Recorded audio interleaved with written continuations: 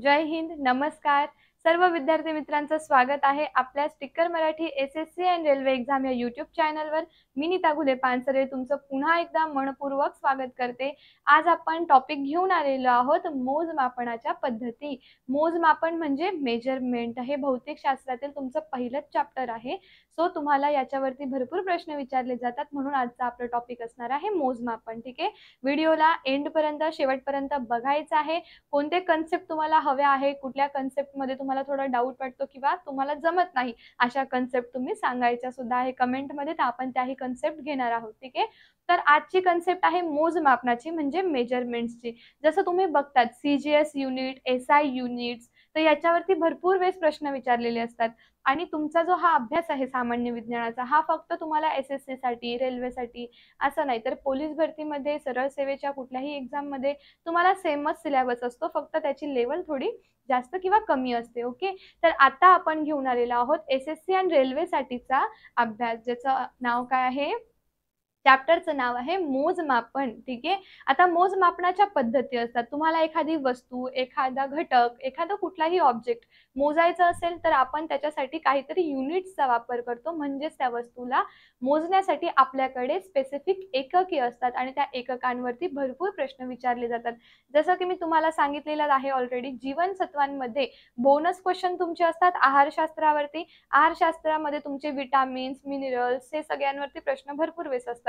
तसंच भौतिकशास्त्रातील बोनस म्हणजे आहे तुमचं मेजरमेंटचं टॉपिक. सो याला व्यवस्थित लक्ष देऊन बघायचं आहे. ठीक आहे, तर बघा, मेजरमेंट बघत असताना लक्षात ठेवायचे आहे पद्धती. ओके, जसं सर्व पदार्थ, वस्तू यांचे मोजमापन करण्यासाठी वेगवेगळ्या प्रकारच्या एककांचा वापर केला जातो. आता कुठल्याही वस्तूला मोजायचं आहे तर एककांचा वापर केला जातो.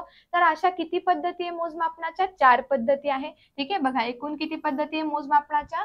4 पद्धती आहे. ठीक आहे, मग त्या पद्धती कोणत्या कोणत्या आहे ते पुढे आपण बघूया. बघा, CGS पद्धत, MKS पद्धत, FPS पद्धत आणि SI पद्धत. आता CGS म्हटलं तर काय येणार? Centimetre gram second. CGS पद्धतीमध्ये काय येणार आहे? Centimetre gram second.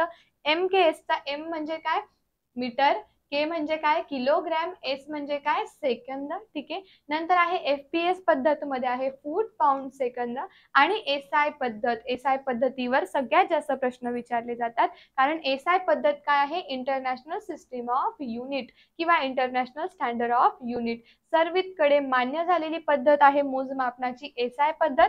सो हे तुम्हाला इम्पॉर्टंट असणार आहे. SI पद्धतीवर भरपूर वेळेस प्रश्न विचारले जातात. ओके, इथपर्यंत कळलेलं आहे. तुम्ही कन्सेप्ट बघत असताना नोट डाऊन करत जा, नोट्स काढत जा. तुमच्या स्वतःच्या नोट्स तुम्ही लक्षात ठेवायच्या, कारण जेव्हा आपण रनिंग नोट्स बनवतो तेव्हा आपल्याला त्याचा खूप फायदा होतो. बरोबर, तर बघा, आता आपण बघणार आहोत मूलभूत एकके म्हणजे काय. जसं की आता आपण एकके बघितलं, तर एकके कोणते असतात की ज्या आपल्याला पदार्थाला एखाद्याला मोजायचं आहे. ठीक आहे, तुम्हाला वजन मोजायचंय, तर आपण असं बोलतो का की तू किती मीटरचा आहे, किती सेंटीमीटरचा आहे? नाही, आपण काय बोलतो? तू किती किलोग्रॅमचा आहे. म्हणजे वजनाचं एकक काय झालं? किलोग्रॅम, ज्याला आपण काय म्हणतो? केजी. ओके, तर त्याच्यासाठी असतात एकके. मग आता मूलभूत एकके काय आहे ते आपण इथे जाणून घेणार आहोत. ओके, मूलभूत म्हणजे काय? ज्या भौतिक राशींचे एकक दुसऱ्या राशीवर अवलंबून नाहीये, अशी एक रास आहे. राशीचा अर्थ काय होतो? ज्याला तुम्हाला मेजर करायचं आहे, मेजरमेंट ज्याची करायची, ती झाली आपली पदार्थांची राशी. जसं वजन काय आहे? राशी आहे. विद्युत धारा काय आहे? राशी आहे, है ना? मग ज्या भौतिक राशीचे एकक दुसऱ्या राशीवर अवलंबून नाही, अशा राशींना मूलभूत एकके असे म्हणतात. अशा राशींच्या एककांना मूलभूत एकके म्हटलं जातं. क्लिअर आहे? कळतंय सर्वांना व्यवस्थित? जसं की मूलभूत राशींमध्ये आपण बघणार आहोत. बघा, आता विद्युत धारा. ठीक आहे, मूलभूत राशी, एकक आणि चिन्ह इथे बघणार आहोत. बघा, मूलभूत राशी आहे विद्युत धारा, आणि ज्याला आपण इलेक्ट्रिक करंट म्हणतो, याचा एकक आहे एम्पियर. हे तुम्हाला आता पोलीस भरतीला पण विचारलं गेलं होतं, है ना? युट्यूबवर तर आपण नेहमी क्वेश्चन आन्सर घेतलेलेच आहेत, बट हे तुम्हाला खूप वेळेस विचारलं जातं. जसं मूलभूत एकक काय होतं? एम्पियर, आणि चिन्ह काय आहे? ए. सो हे इम्पॉर्टंट आहे, नोट डाऊन करायचंय. ठीक आहे, त्याच्यानंतर मी आत्ताच तुम्हाला सांगितलं एक्झाम्पल मध्ये की वजन. वजन सुद्धा मूलभूत राशीमध्ये येतं. वजनचं एकक काय आहे? वजन आपण कशात मोजणार आहोत? किलोग्रॅम मध्ये. आणि एकदम छोटी गोष्ट आहे, छोटी वस्तू घेतली, जसं सोनं चांदी तुम्ही कशात घेतात? ग्रॅम मध्ये घेतात ना. तसं मूलभूत राशीमध्ये काय आहे? वजन. काय आहे ते? मूलभूत राशीमध्ये वजन आहे आणि त्याचं मूलभूत एकक काय आहे, किलोग्रॅम. चिन्ह काय आहे त्याचं, केजी. केजी काय आहे, चिन्ह आहे. ओके. देन आहे बघा, देन काय आहे, मूलभूत राशी आहे काळ. ठीक आहे, काळाचं एकक काय आहे, काळ. आता बघा, कोणाला आपल्याला काळ विचारायचा असेल, टाइम, तर किती किलोमीटर टाइम झालाय विचारतो का, विचारतो का आपण, किती किलोमीटर टाइम झालेला आहे, किती किलोग्रॅमचा तू आहे. ठीक आहे, असं विचारतो का आपण, नाही विचारत. मग काळाला आपण कशामध्ये गणतो, काळ जो सुरू होतो तो सेकंदापासून सुरू होतो, सेकंड, मिनिट अँड देन मग काय, हवर्स, है ना. मग मूलभूत एकक काय ना त्याचं, सेकंद. काळाला कशात मोजलं जातं, तर सेकंदात मोजलं जातं. म्हणजे मेजरमेंटची पद्धत आणि एकक काय आहे त्याचा, सेकंद आहे. कोणाचं, टाइमचं. ओके. चिन्ह आहे एस. कळत आहे ना सगळ्यांना, क्लिअर. कमेंट करून मला सांगायचं आहे, ऑफलाईन कमेंट आपण करू शकतात, है ना. म्हणून ऑफलाईन कमेंट करा, कुठले चॅप्टर घ्यायला पाहिजे किंवा कुठली कन्सेप्ट तुम्हाला क्लिअर करून घ्यायची आहे हे देखील सांगायचं आहे. आणि ज्यांनी बॅचला ऍडमिशनसाठी अजूनपर्यंत कॉन्टॅक्ट केला नसेल त्यांनी लवकरात लवकर कॉन्टॅक्ट करायचा आहे, कारण लवकरच बॅच मी सुरू करणार आहे. कारण तुम्हाला आता 3 महिने मिळणारे, पण आपला सिलेबस पण जास्त आहे सायन्सचा, आणि सायन्सला मार्क्स सुद्धा जास्त आहे, 40 मार्क्स. रेल्वेमध्ये 40 मार्काला येणारे सायन्स. सो व्यवस्थित अभ्यास करायचा आहे. ओके. आता मूलभूत राशी आहे लांबी. लांबी कशामध्ये मोजणार, मीटर मध्ये. कशामध्ये मोजणार, लांबीला मीटर मध्ये मोजणार, बरोबर. आता तुम्हाला गावाला जायचं आहे ना, मग गावाला जाणार तर काय बोलणार तुम्ही, किलोमीटर, इतक्या किलोमीटर लांब जायचंय. किंवा माझी मैत्रीण माझ्या घरापासून इतक्या किलोमीटरवर राहते, म्हणजे मीटर, लांबीचं एकक काय झालं, मग मीटर झालं. क्लिअर आहे. देन पुढे आहे मूलभूत राशी तापमान. तापमानाचं मूलभूत एकक केल्विन येतं आणि चिन्ह आहे के. तापमानाचं मूलभूत एकक काय येणार आहे, केल्विन. लक्षात ठेवायचं आहे, इम्पॉर्टंट आहे. नंतर आहे मूलभूत राशी तेजस्वी तीव्रता. ठीक आहे, तेजस्वी तीव्रता, तीव्रतेचं इंटेन्सिटी, लाईट इंटेन्सिटी जी आहे ती कशामध्ये मोजली जाते, कॅन्डल मध्ये. आणि चिन्ह आहे CD. It is important. हे सुद्धा रेल्वेमध्ये तुम्हाला इम्पॉर्टंट आहे. असे मी टॉपिक तुमच्या समोर घेऊन येते की जे तुम्हाला वारंवार विचारले गेलेले आहेत. तर जे विचारले जातात, जे कधीही बदलत नाही, त्याचा नेहमी अभ्यास करून ठेवायचा, कारण त्याच्यापैकी कन्फर्म प्रश्न तुम्हाला आलेले असतात. आणि जिथे जास्त मार्काला आहे ना, तिथे तर जास्तच अभ्यास करायचा आपण. ओके. देन बघा, पुढचं एकक आहे रिश्टर स्केल. ओके. आता हे रिश्टर स्केललाच तुम्ही सिग्नोग्राफ सुद्धा म्हणतात. तुम्हाला पेपरमध्ये विचारताना नेहमी ऑप्शन मध्ये सिग्नोग्राफ टाकलेलं असतं. ते सिस्मो जे ग्राफ टाकलेलं आहे तर ते सुद्धा रिश्टर स्केलशीच रिलेटेड आहे. आता भूकंप झाला, ठीक आहे, भूकंप झाल्यानंतर आपल्या जमिनीची जी हालचाल होते, जी मुवमेंट होते, त्या मुवमेंटला कॅच करण्यासाठी सिस्मोग्राफचा यूज केला जातो. पण त्याच मुवमेंटला किंवा भूकंपाची तीव्रता मोजायला रिश्टर स्केलचा वापर केला जातो. मग तुम्ही म्हणाल मॅडम दोघांमध्ये डिफरन्स काय आहे, तर रिश्टर स्केलमध्ये तुम्हाला गणितीय आकडे मिळतात आणि सिस्मोग्राफ मध्ये तुम्हाला फक्त मुवमेंट लक्षात येते, मुवमेंट कॅच करू शकतात, जमिनीची होणारी हालचाल ती तुम्ही कॅच करणार. पण जमिनीला जो भूकंप आलेला आहे जमिनीवर तो किती तीव्रतेचा आहे हा कशाने कळणार तुम्हाला, रिश्टर स्केल यूज करून कळणार आहे. क्लिअर आहे, लक्षात आलं. तर तीव्रता मोजण्याचे हे काय आहे, भूकंपाची तीव्रतेचे हे एकक असून याचा शोध 1935 मध्ये, बघा शोधांवरती पण विचारलं जातं, शोधशास्त्रज्ञ सुद्धा तुम्ही लक्षात ठेवायचे, कारण शोधशास्त्रज्ञावर भरपूर प्रश्न येतात. ओके. मग 1935 मध्ये चार्ल्स रिश्टर यांनी काय केलेलं आहे, रिश्टर स्केलचा शोध लावला. त्यांचं नाव काय होतं, रिश्टर्स होतं, है ना, त्याच्यामुळे ते रिश्टर स्केल म्हणून नाव गेलं. ओके. आता मूलभूत राशी आहे पदार्थांची राशी. ठीक आहे, कुठलाही पदार्थ कशामध्ये मोजणार, मोल मध्ये. ठीक आहे, कुठलाही पदार्थ असू दे, ऑब्जेक्ट असू दे, आपण कशात मोजणार आहे त्याला, मोल मध्ये. आणि साइन काय आहे त्याचं, MOL, मोल. ओके, लक्षात आलं. आता बघणार आहोत साध्य एकके. ठीक आहे, दुसरा टॉपिक आहे याच्यातला साध्य एकके. आता आपण काय बघितलं आधी, मूलभूत एकके बघितलं. मूलभूत एककांचा अर्थ काय, ज्या भौतिक राशींचे एकक दुसऱ्या राशीवर डिपेंड नाहीये, अवलंबून नाहीये, त्यांना म्हणतात मूलभूत. जे कोणाचवरच डिपेंड नाहीये, जे स्वतःच आहे त्यांना मूलभूत म्हणणार आहोत. आणि असे काही एकके जे मूलभूत राशींवरती अवलंबून तयार झालेले आहे, त्यांची हेल्प घेऊन तयार झालेले आहे, ते असतात डिराइव्ड युनिट्स. बघा इथे कळेल तुम्हाला, साध्य एकके म्हणजे काय, ज्या भौतिक राशी ह्या मूलभूत राशींच्या मदतीने तयार होतात, म्हणजे त्यांच्या हेल्पने तयार होतात, अशा राशींना साध्य राशी म्हटलं जातं. सो तुम्हाला हे विचारलं जाईल, it is important, note down करायचंय. ठीक आहे, साध्य राशी आणि मूलभूत राशी कळलेला आहे. तर आजचा एवढाच मोठो ठेवा तुम्ही की आम्हाला एकक कळलं पाहिजे, पद्धती कळल्या पाहिजे, एसआय एकक, सीजीएस एकक कळलं पाहिजे, हे लक्षात ठेवायचे. एसआय म्हणजे काय? International system of unit. CGS म्हणजे सेंटीमीटर ग्राम सेकंद. एमकेएस म्हणजे मीटर केल्विन सेकंद. ठीक आहे, ह्या गोष्टी व्यवस्थित लक्षात ठेवायचं आहे. मी तुम्हाला राशी आणि एकके सांगत आहे, ते व्यवस्थित लक्षात ठेवा. ओके, आता बघा याची जी राशी आहे डिराइव्ड एकक बघत आहोत आता आपण. मग डिराइव्ड मध्ये काय येणार आहे? बल. बलचं एकक काय आहे? न्यूटन. मग न्यूटन कशामध्ये येणार? एसआय पद्धतीमध्ये. न्यूटन कशात येणार? एसआय पद्धतीमध्ये येणार आहे. आणि डाईन मध्ये, ठीक आहे, सॉरी, सीजीएस मध्ये काय येणार आहे? डाईन. ठीक आहे, डाईन हे एकक कशात येणार आहे? सीजीएस मध्ये. आता एसआय पद्धत ही काय आहे? इंटरनॅशनल मान्य आहे, म्हणून बलाला जास्त तुम्हाला एसआय मध्ये विचारलं जातं, कारण एसआय पद्धती सगळ्यांना माहिती असतात आणि ते काय आहे? इंटरनॅशनली सर्वीकडे मान्य झालेलं आहे ती पद्धत मोजमापनाची. आणि एसआयच एमकेएसचं काय आहे? रूप आहे. हे पण लक्षात ठेवायचं. एमकेएस आणि एसआय एकच आहे. ऍक्च्युली तुम्ही असं म्हणू शकतात की एमकेएसचं सुधारित रूप एसआय आहे. क्लिअर आहे? तर लक्षात ठेवा, फोर्सचं बलाचं एसआय एकक न्यूटन आहे, तर बलाचं सीजीएस मध्ये एकक डाईन येतं. क्लिअर राहील? आता बघा, मूलभूत राशीमध्ये येते ऊर्जा. ऊर्जेचं एकक नेहमी विचारलं जातं. एसआय मध्ये जूल येतं. काय येतं? चिन्ह जे. आणि काय येतं?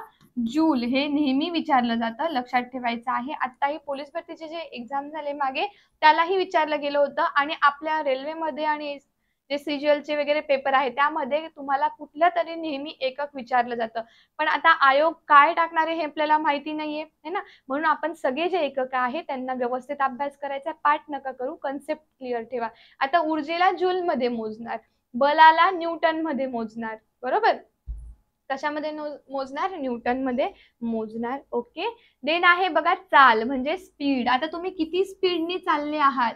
आता स्पीड तू किती किलोमीटर स्पीडनी चालली आहे असं नाही, तू किती मीटर किंवा तू किती सेकंदांनी चाललेली आहे, किती किलोग्रॅम मध्ये चालली असं विचारणार का? नाही. स्पीडला मोजायचं असेल तर आपण स्पीड कशात काउंट करतो? समजा तुम्ही म्हटलं की मी एवढ्या एवढ्या वेगाने गाडी चालवते, तर किती मीटर पर सेकंद, किती मीटर तू जाते पर सेकंदामध्ये, आपण हे करतो की नाही. मग ते कॅल्क्युलेट करण्याचं जे एकक आहे ते कोणतं आहे? Metre per second. किती मीटर जात आहे सेकंदामध्ये, पर सेकंदामध्ये किती मीटर जात आहे, हे ना. म्हणजे ह्या ज्या कन्सेप्ट आहे या लक्षात ठेवायच्या आहे. आता दाबाचं एकक आहे पास्कल. हे नेहमी विचारत नाही, पण तरी पण एसएससी मध्ये विचारलं गेलेलं आहे. पीवायक्यू मध्ये आहे. दाबाचं एकक काय आहे? पास्कल. आणि चिन्ह आहे पी ए. दाबाचं एकक काय आहे? पास्कल. हे विचारलं गेलेलं आहे. ओके, देन नंतर आहे वारंवारिता म्हणजे फ्रिक्वेन्सीचं एकक आहे हर्ट्ज. वारंवारितेचं फ्रिक्वेन्सी, मनुष्याला आवाज ऐकायला येतो, बरोबर. मनुष्य कुठला आवाज ऐकतो?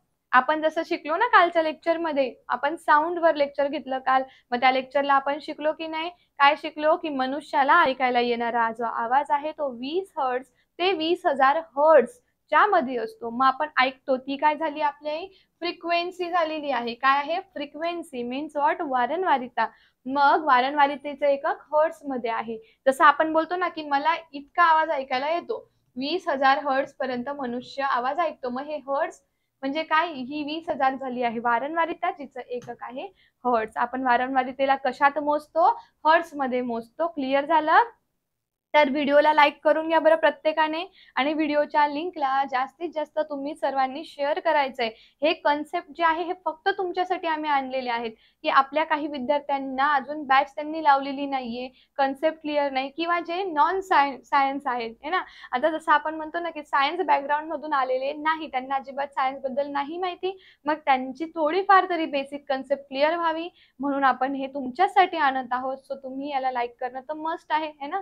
म्हणून जास्तीत जास्त लाईक करायचं आहे आणि व्हिडिओला जास्तीत जास्त शेअर सुद्धा करायचं. ओके, आता मूलभूत राशी आहे संवेग म्हणजे मोमेंटम. ओके, संवेग आणि वेग ह्याच्यात काय बदल आहे किंवा काय फरक आहे मला ऑफलाईन कमेंट करून सांगा. वेग आणि संवेग. संवेग म्हणजे काय आहे? तेवढ्या वेगामध्ये असलेली मुवमेंट. ओके, आता ह्याचं एकक काय? याच्यावरती मी तुम्हाला क्वेश्चन विचारते, एक मला सांगायचं आन्सर. वेग आणि संवेग ह्यामध्ये डिफरन्स काय? डिफरन्स काय आहे सांगायचंय. ओके, मूलभूत एकक आहे किलोग्रॅम प्रति सेकंद. मोमेंटमचा मूलभूत एकक काय आहे? किलोग्रॅम प्रति सेकंद. चिन्ह काय आहे त्याचं? केजी मीटर पर सेकंद म्हणजे तेच किलोग्रॅम पर सेकंद. समजलं आहे. देन आहे तुमचं शक्ती. शक्तीचं एकक काय आहे? वॅट. चिन्ह काय आहे? डब्ल्यू. हे जास्त विचारलं जात नाही, पण हॉर्स पॉवर माहिती तुम्हाला HP. HP means what? Horse power. मग हॉर्स पॉवर इंडस्ट्रियल यूज मध्ये शक्तीचंच एकक आहे. जे इंडस्ट्रियल युजेस असतात किंवा इंडस्ट्रियल गोष्टी ज्या आहेत त्याच्यामध्ये शक्तीचं एकक म्हणून कोणाला यूज केलं जातं? HP ला, म्हणजे हॉर्स पॉवरला. तुम्हाला नेहमी प्रश्न विचारला जातो बघा, 1 HP बरोबर किती? 746 वॅट. काय? 746 वॅट. म्हणजे वॅट काय आहे? शक्तीचं, शक्ती मोजण्याचं एकक आहे. तुम्ही HP मध्ये करा, नाही तर तुम्ही वॅट मध्ये करा. ठीक आहे. HP काय आहे? शक्ती मोजण्याचं एकक हॉर्स पॉवर आहे. ओके. नंतर आहे रोध. मूलभूत राशी काय आहे? रोध. रोधाचं एकक काय आहे? ओहम. रोधाचं एकक काय? ओहम. रोध म्हणजे काय? रेजिस्टन्स. रोध म्हणजे काय? रेजिस्टन्स. म्हणजे रेजिस्टन्स म्हणजे काय? आता असं विचारू नका मला. हे बघा, आता समजा इथून विद्युत धारा पास होत आहे, विद्युत धारा वाहत आहे. मग विद्युत धारा वाहण्यासाठी काय लागतो आपल्याला? एकदम क्लिअर रोड लागतो. पण तिथे जर समजा रोध निर्माण झाला तर ते इलेक्ट्रिसिटी पास व्हायला काय होते? अडथळा निर्माण करतो. इलेक्ट्रिसिटी तिथून जात नाही, म्हणून आपण त्याला रोध म्हणतो. बरोबर. काय म्हणतो आपण त्याला? रेजिस्टन्स. म्हणजे काय होणार आहे? समजा इथे जर रोध निर्माण झाला तर विद्युत धारा ज्या स्पीडने आणि ज्या आपण म्हणतो ना, ज्या स्पीडने तिथं पोहोचायला पाहिजे किंवा जसा तो फ्लो पाहिजे करंटचा, तसा होत नाही. कारण काय झालेलं आहे? तिथे रोध म्हणजे रेजिस्टन्स निर्माण झालेला आहे. मग ह्या रोधाचं एकक आहे ओहम. चिन्ह तुम्हाला दिलेलं आहे. रोधाचं एकक काय आहे? ओहम दिलेलं आहे. नंतर आहे विभव. विद्युत विभव. विद्युत विभवाचं एकक आहे व्होल्ट. कशाचं एकक आहे? विद्युत विभवाचं एकक आहे व्होल्ट. लक्षात आलं. नंतर आहे विद्युत प्रभार. विद्युत प्रभाराचं एकक आहे कुलोम. चिन्ह आहे C. जे विद्युत प्रभार आहे, ठीक आहे, तर त्याचं एकक कशामध्ये मोजतो आपण? त्याला कुलोम मध्ये मोजलं जातं. कळताय सर्वांना व्यवस्थित? आता आपण एकके बघितली, ठीक आहे. इन शॉर्ट आपण एकके बघितली. ह्याच चॅप्टर मध्ये डीप आपल्याला शिकायचं असेल तर बॅचला ऍडमिशन घ्यायचं आहे. तुम्हाला टिक्कर मराठीचा ऑफिस नंबर माहितीच आहे, कॉन्टॅक्ट नंबर माहिती आहे. ऑफिस नंबरवर कॉल करून तुम्ही बॅचसाठी विचारू शकतात. ओके. आता बघू आपण सदिश राशी आणि अदिश राशी. मग सदिश राशी म्हणजे काय? जी भौतिक राशी पूर्ण होण्यासाठी दिशा व परिमाणाची आवश्यकता असते त्या राशीस आपण सदिश राशी असे म्हणतो. ठीक आहे. आता समजा एखादी राशी कंप्लीट व्हायची आहे किंवा पूर्ण व्हायची आहे, तर तिला पूर्ण होण्यासाठी एकतर दिशा लागते आणि दुसरा परिमाण लागतो. दिशा म्हणजे आपल्याला एक असलेली डायरेक्शन आणि परिमाण म्हणजे मेजरमेंट. तुमच्याकडे कुठलीही वस्तू असली तर तिला लागणाऱ्या गोष्टींचं एक मेजरमेंट असतं, बरोबर ना? आता बघा, हा पेन आहे, तर पेन इतकाच हवा, ठीक आहे. पेन खूप जास्त मोठा किंवा खूप जास्त छोटा असेल तर लिहायला जमेल का? ठीक आहे. तुम्हाला काही सांगायचं असेल तर जमणार आहे का? नाही. म्हणजे आपल्याला पेन हवा आहे तर तो एवढ्याच साईजचा पाहिजे. खूप जास्त मोठा नाही, खूप जास्त छोटा नाही. मग त्याची जी साईज आहे ते काय झालं? मेजरमेंट झालं, परिमाण झालं. कळतंय? आणि दिशा असणं. तर आता आपल्याला ह्याच्यावरती उदाहरणांवरती प्रश्न विचारले जातात, तर ह्याचे जे उदाहरण आहे हे तुमच्यासाठी इम्पॉर्टंट राहणार आहे. की सदिश राशी. सदिश राशीचं उदाहरण आहे त्वरण, वेग, विस्थापन, संवेग, बल इत्यादी. कळतंय? काय असणार आहे? त्वरण, वेग, विस्थापन, संवेग, बल इत्यादी सर्व कशात जाणार आहे? सदिश राशीच्या उदाहरणामध्ये जाणार आहे. ओके. आता देन अदिश राशी बघूया. अदिश राशी म्हणजे काय? याचं उलट करायचं. सदिशच्या उलटी अदिश आहे. जी भौतिक राशी केवळ परिमाण दिल्याने व्यक्त होते त्या राशीला अदिश राशी असे म्हणतात. म्हणजे काय सांगता येईल तुम्हाला? जी भौतिक राशी, जी कोणी राशी असेल, जसं आपण तापमान बघितलं, विद्युत धारा बघितलं, काळ बघितलं, ह्या काय होत्या? आपल्या भौतिक राशी होत्या. मग त्या राशी फक्त परिमाण दिल्याने व्यक्त होतात का? किंवा त्यांना काय लागतं? त्यांना दिशा पण लागते का? मग भौतिक राशी आपल्याला कळलं ना, तर त्या भौतिक राशी फक्त परिमाण दिल्याने की किती जायचं आहे. आता बघा, जसं तुम्हाला सांगितलं तूप, घनता. घनतेचं जर आपण घेतलं तर फक्त तूप तुम्हाला किती घ्यायचं आहे? किती घ्यायचंय? किती किलो घ्यायचंय माहितीये. तूप घेताना दिशा बघणार का तुम्ही? जसं घंटेमध्ये समजा गेलं किंवा तुम्ही चालेचं एकक. समजा तुमची जी चाल आहे तर त्याला जर दिशा नाहीये पण परिमाण तर असते ना, कुठून कुठं आहे, पण दिशा आहे का? नाही. जसं बघा लांबी. लांबीने तुम्हाला जास्त चांगलं कळेल. आता तुम्हाला सांगितलं लांबीला परिमाण असतात. आता तुम्हाला 250 किलोमीटर जायचंय. ठीक आहे. 250 किलोमीटर काय झालं, त्याचं परिमाण झालं. ठीक आहे. तुम्हाला आता लांबी आहे, लांबी आपण किलोमीटरमध्ये मोजतो. आता तुम्हाला जायचं आहे 250 किलोमीटर. पण 250 किलोमीटर तुम्हाला नॉर्थला जायचंय, वेस्टला जायचंय, ईस्टला जायचंय माहितीये का? नाही. मग तुम्हाला कुठे जायचंय? फक्त तुम्हाला काय सांगितलं की 250 मीटर जायचंय, हे झालं परिमाण, पण दिशा नाहीये. मग अशा काही राशी ज्या फक्त परिमाणानेच व्यक्त होतात त्यांना अदिश राशी म्हटलं जातं, त्यांना दिशा नसते. मग ह्याचं उदाहरण घेतलं तर येणार आहे ऊर्जा, नंतर लांबी, तापमान, घनता, चाल, आकारमान आणि वस्तुमान. काळ नाही, फक्त काय आहे वस्तुमान. वस्तुमान म्हणजे कुठल्याही पदार्थामध्ये असलेल्या द्रव्याचा संचय. तर द्रव्याचा संचय किती असावा हे माहिती असतं, पण तो कोणत्या दिशेने असावा हे माहित नसतं. म्हणून आपलं उदाहरणामध्ये काय येणार, अदिश राशीच्या वस्तुमान, शक्ती इत्यादी काय आहे सर्व अदिश मध्ये येतात. ठीक आहे. समजलंय सर्वांना? जसं आता आपण ह्याचं बघून घेणार आहोत, भौतिक राशीचे काही परिमाणे बघणार आहोत. हे सदिश अदिश समजलं ना, तर आता मी फक्त तुम्हाला थोड्याशा ज्या राशी आहे एवढ्या 5 राशींबद्दल सांगणार आहे. तुम्हाला याचा डिटेल अभ्यास करायचा आहे बॅचमध्ये, पण तुमच्या कन्सेप्ट, बेसिक कन्सेप्ट तरी क्लिअर व्हाव्या, तुम्हाला डिराइव्ड युनिट्स कळावे, त्यानंतर मूलभूत एकक कळावं, साध्य एकक कळावं, त्यासाठीचा कन्सेप्टचा हा व्हिडिओ आहे. आणि तुम्हाला बॅचमध्ये ऍडमिशन घ्यायचंच आहे. त्याच्याशिवाय आपण काय करू शकत नाही, नुसतं क्वेश्चन आन्सर करून पास करू शकत नाही. याच्यासाठी बॅचमध्ये ऍडमिशन घ्यायचंय. तुम्ही इथेच घ्या असं नाहीये, तुम्ही कुठलीही बॅच जॉईन करा, पण तुम्ही सिलेबसने जा, तुम्ही कंटेंटने जा. तुम्ही सिलेबस अभ्यास कराल तर कुठलाही प्रश्न आला तरी तुम्ही आन्सर करू शकतात. पण नुसतं प्रश्नच वाचून गेले आणि प्रश्नाचं स्वरूप बदलून आलं तर तुम्ही लगेच कन्फ्यूज व्हाल, आणि तिकडे कन्फ्यूज झालं की आपलं उत्तरही चुकतं. ठीक आहे. म्हणून तुम्हाला बॅच जॉईन करणं मस्ट असणार आहे. तर टिकर मराठीची बॅच जॉईन करायची असेल, सामान्य विज्ञान जर नीता मॅडम कडनं शिकायचं असेल तर आपल्या टिकर मराठीच्या ऑफिस नंबरवर नक्की कॉन्टॅक्ट करायचा आहे. ओके. आता भौतिक राशीचे परिमाणे जर बघायचं, जसं मी तुम्हाला सांगितलं बघा, एमकेएस आणि एसआय एकच आहे. आता एमकेएस जे आहे ते काय आहे, एसआय आहे. एसआयच एमकेएसचं सुधारित रूप आहे. मग बघा, सीजीएस तर दिलेलंच आहे तुम्हाला. आता कार्याचं कार्य काय झालं, राशी. मग कार्याचं एकक काय शिकलो आपण, जे आपण शिकलो ना तेच मी एकदा इथे फक्त चार्ट मध्ये घेतलेलं आहे. तुम्हाला अशी नोट्स बनवायची, काय करायचं आहे तुम्हाला, नोट्स बनवायची आहे अशा पद्धतीने. म्हणून फक्त हे एक एक्झाम्पल मी तुम्हाला दाखवत आहे. ठीक आहे. भौतिक राशी लिहायचं, एमकेएस एसआय एकच आहे, सीजीएस लिहायचं आणि सदिश आहे का अदिश आहे ते लिहून तुम्ही एक नोट्स तयार करा. ओके. कार्य काय, कार्याचं एकक आहे जूल, सीजीएस मध्ये अर्ग, कार्य अदिश आहे, कार्याला परिमाण आहे, दिशा नाही. ठीक आहे. बल, बलाचं एकक न्यूटन आणि सीजीएस मध्ये डाईन, हे सुद्धा मी तुम्हाला सांगितलं. पण बलाला दिशा असते. बल कोणत्या साईडला प्रयुक्त करत आहात आणि किती बल प्रयुक्त करत आहात, म्हणजे किती बल प्रयुक्त करताय म्हणजे झालं परिमाण, आणि कोणत्या दिशेने करताय म्हणजे झालं दिशा. म्हणजे बलाला दिशा सुद्धा आहे, परिमाण सुद्धा आहे, म्हणून ते झालं सदिश. वस्तुमान, जसं मी तुम्हाला आत्ताच सांगितलं, वस्तुमान ही कोणती राशी येणार आहे आपली, तर येणार अदिश राशी येणार. वस्तुमानला कशात मोजणार, किलोग्रॅम मध्ये, एसआय मध्ये, सीजीएस मध्ये ग्रॅमने मोजणार, आणि ही एक अदिश राशी असणार आहे. ओके. नंतर आहे ऊर्जा. ऊर्जा कशात मोजतो आपण, जूल मध्ये. ऊर्जेचा एकक जूल आहे, इम्पॉर्टंट आहे, हे लक्षात ठेवा. ऊर्जा आपण कशात मोजतो, जूल मध्ये, आणि सीजीएस मध्ये मोजणार आहोत आपण अर्गामध्ये. ठीक आहे. मग आता ह्याला दिशा आहे का, तर याला दिशा नाही, म्हणून ऊर्जा कशी झाली, अदिश झाली. शक्ती.